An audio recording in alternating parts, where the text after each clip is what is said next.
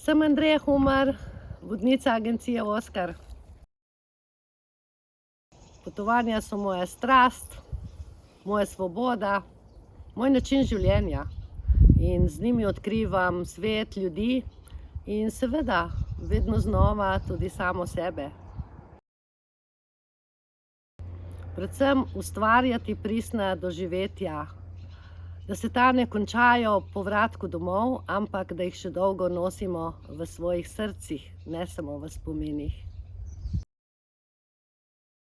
S soncem v sebi je sonce vedno na poti, sicer pa vedno in povsod z rumenim klobukom.